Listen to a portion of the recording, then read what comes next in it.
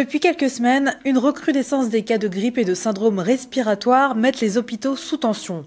Plusieurs hôpitaux en France ont d'ailleurs déclenché des plans blancs face à l'afflux de malades dans leurs services d'urgence.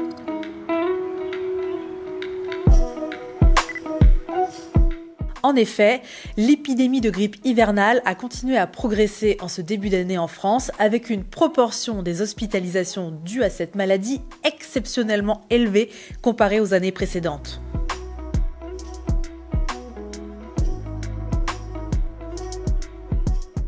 En Outre-mer, la Guadeloupe et la Martinique étaient en épidémie, la Guyane et Mayotte en pré-épidémie en cette première semaine de l'année 2025.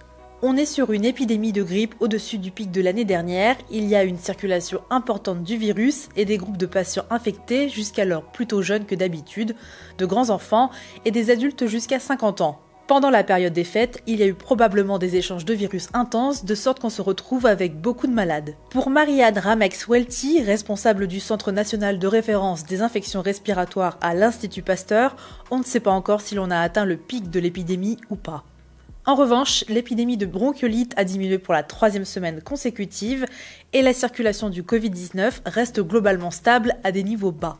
Voici quelques réflexes à avoir avant d'aller aux urgences afin de ne pas les saturer. Appelez d'abord le 15 qui saura vous rediriger en fonction de vos symptômes. En journée, appelez le médecin traitant ou un médecin de ville. Et portez un masque que vous soyez patient ou accompagnant.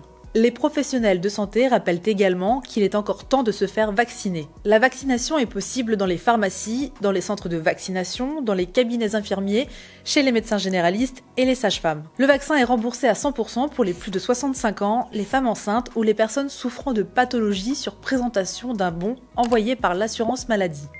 Pour les autres, la mutuelle rembourse tout ou une partie de la vingtaine d'euros que coûte l'injection.